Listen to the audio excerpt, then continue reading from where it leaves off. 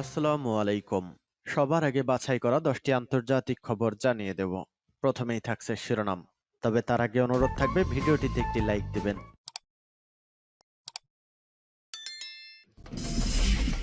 এই মুহূর্তে পাওয়া রাশিয়া ইউক্রেন যুদ্ধের আপডেট সংবাদ জানিয়ে দিব সবার আগে। কঠিন পরীক্ষার মুখে ইউক্রেন। এরপর জানিয়ে দিব ইরানি প্রেসিডেন্টের হুঁশিয়ারি, হিরমান্দ নদীর পানির হিস্যার ব্যাপারে আফগানিস্তানকে দ্রুত ব্যবস্থা নিতে হবে। এরপর থাকছে রুশ পারমাণবিক কোম্পানির বিরুদ্ধে নিষেধাজ্ঞা দেবে না ইইউ।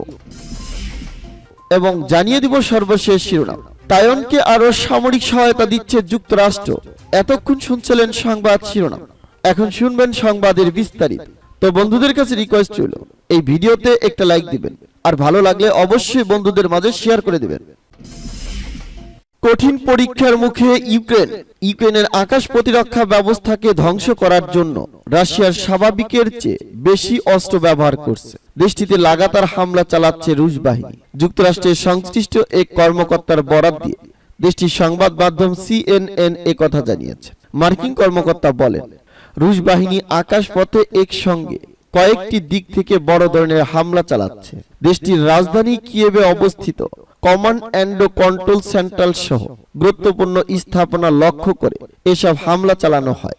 মার্কিন কর্মকর্তা আরো বলেন, ইউক্রেনের বহুল আলোচিত পাল্টা হামলা বিলম্বিত করার চেষ্টায় রাশিয়া হামলার পরিধি বাড়ানোর দিকে যেতে পারে। তবে পশ্চিমা দেশগুলো সরবরাহ করা কয়েক স্তরের আকাশ প্রতিরক্ষা ব্যবস্থার মাধ্যমে রাশিয়ার ছোড়া ক্ষেপণাস্ত্র ও ড্রোন ধ্বংস করে দিয়ে এ ধরনের হামলা প্রতিহতের সামর্থ্য ইউক্রেনের আছে। এই কর্মকর্তা মনে করেন, রাশিয়া হামলার পরিধি বাড়ালে ইউক্রেনের জন্য ও তা কাজে দিতে পারে, কারণ এতে দূরপাল্লার নিখুঁত হামলায় ব্যবহারের জন্য রাশিয়ার অস্ত্রের সংকট আরো প্রকট হবে।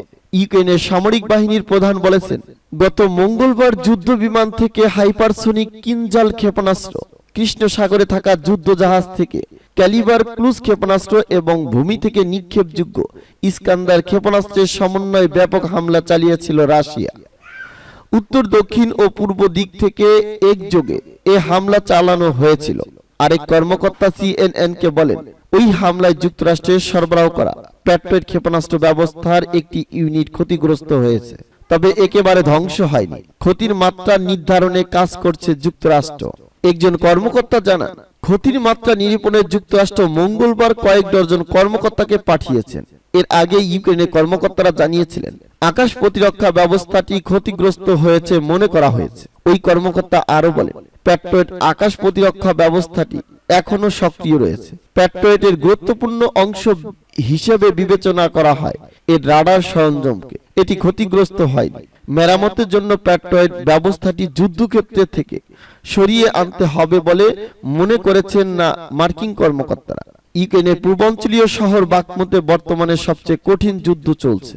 সেখানে রুশ বাহিনীর গোলার আঘাতে যুক্তরাষ্ট্রের সেনাবাহিনীর স্পেশাল ফোর্সের একজন অবসরপ্রাপ্ত সেনা নিহত হয়েছেন। তার বন্ধু ও ইউক্রেনে কার্যক্রম পরিচালনা করা একটি অলাভজনক সংগঠনের প্রতিষ্ঠা এ কথা জানিয়েছেন। অলাভজনক সংগঠন এএফ-ফ্রিজের প্রতিষ্ঠাতা অবসরপ্রাপ্ত লেফটেন্যান্ট কর্নেল পেরি ব্ল্যাকবার্নের ভাষ্য, অবসরপ্রাপ্ত আর্মি স্টাফ সার্জেন্ট নিকোলাস মাইলার বাখমুতের একটি ভবনে ছিলেন। গোলার আঘাতে সেটি ধসে পড়ে।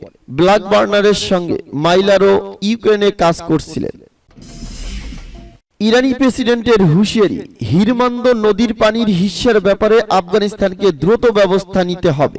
ইসলামী প্রজাতন্ত্র ইরানের প্রেসিডেন্ট সাইদ ইব্রাহিম রাইসি আফগানিস্তানের ক্ষমতাসীন তালেবান গোষ্ঠীকে দ্রুত হিরমান্দ নদীর পানির ন্যায্য হিস্যা ইরানকে বুঝে দেওয়ার ব্যাপারে কার্যকর পদক্ষেপ নেওয়ার আহ্বান জানিয়েছেন।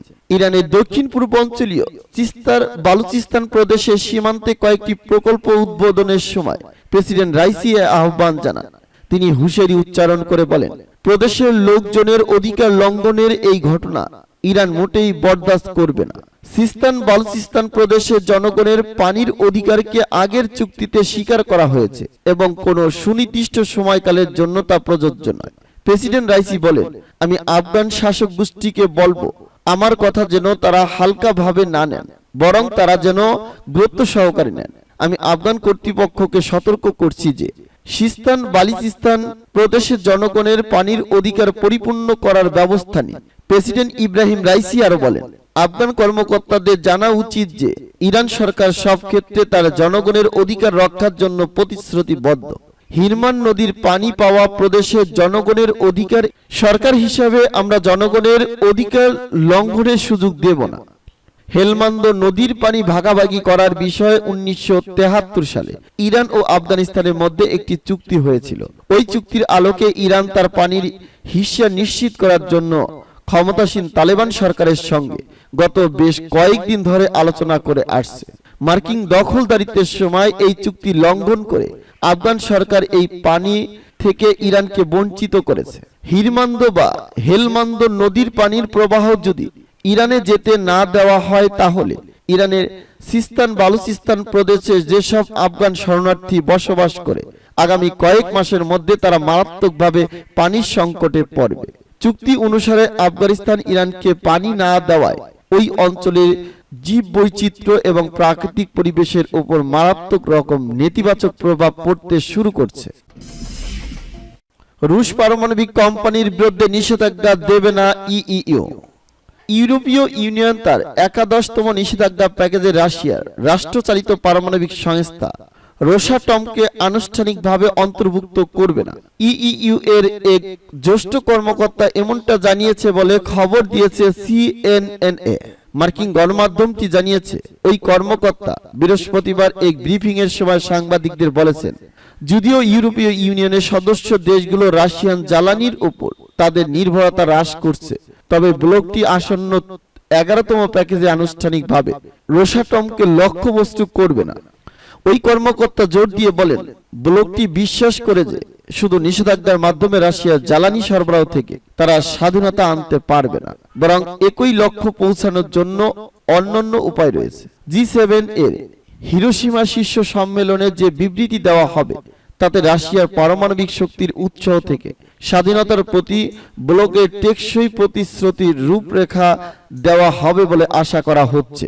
কিন্তু রাশিয়া গত বছরের ফেব্রুয়ারিতে ইউক্রেনে সামরিক অভিযান শুরু করলে মস্কোকে অর্থনৈতিকভাবে কোণঠাসা করার অংশ হিসাবে রুশ জ্বালানি কেনা কমিয়ে দেয় 27 দেশের জোটটি। সেই সঙ্গে রাশিয়ার বিভিন্ন খাতের উপর একের পর এক নিষেধাজ্ঞা দিয়ে আসছে যুক্তরাষ্ট্র ও তার ইউরোপীয় মিত্ররা। তাইওয়ানকে আরো সামরিক সহায়তা দিচ্ছে যুক্তরাষ্ট্র। মার্কিন যুক্তরাষ্ট্র শীঘ্রই তাইওয়ানকে আরো সামরিক সহায়তা দিয়ে যাচ্ছে। মার্কিন প্রতিরক্ষা মন্ত্রী লয়েড অস্টিন দেশটির আইন প্রণেতাদের এ কথা জানিয়েছে। বার্তা সংস্থা রয়টার্স এক প্রতিবেদনে এ তথ্য জানিয়েছে। ব্রিটিশ বার্তা সংস্থাটি জানিয়েছে, মার্কিন প্রশাসন তাইওয়ানকে $50 কোটি অস্ত্র দেওয়ার পরিকল্পনা করছে। এর আগে গত মাসে এ ধরনের তথ্য জানিয়ে প্রতিবেদন প্রকাশ করেছিল রয়টার্স। মার্কিন আইন প্রণেতাদের উদ্দেশ্যে প্রতিরক্ষা মন্ত্রী লয়েড অস্টিন বলেন, প্রেসিডেন্সিয়াল ড্রোডাউন অথরিটির মাধ্যমে শিগগিরই তাইওয়ানকে উল্লেখযোগ্য পরিমাণ নিরাপত্তা সহায়তা দেওয়া হবে।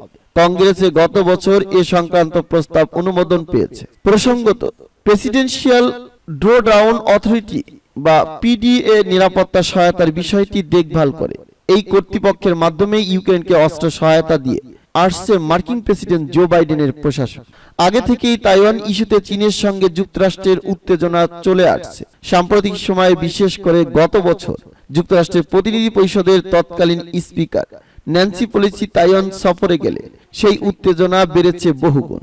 তার মধ্যেই এই সহায়তার ঘোষণা ওয়াশিংটন বেইজিং সম্পর্ককে তলানিতে নিয়ে যাবে বলে আশঙ্কা রয়েছে। দ্বীপরাষ্ট্র তাইওয়ানকে নিজের ভূখণ্ডের অংশ মনে করে চীন, আর তাইওয়ান নিজেকে স্বাধীন ভূখণ্ড হিসাবে দাবি করে। তাইপের এই দাবিকে প্রত্যক্ষ পরোক্ষ সমর্থন দিয়ে আসছে ওয়াশিংটন। সম্প্রতি চীনা প্রেসিডেন্ট শি জিনপিং বল প্রয়োগের মাধ্যমে তাইওয়ানকে চীনের সঙ্গে একীভূত করার ঘোষণা দিয়েছেন।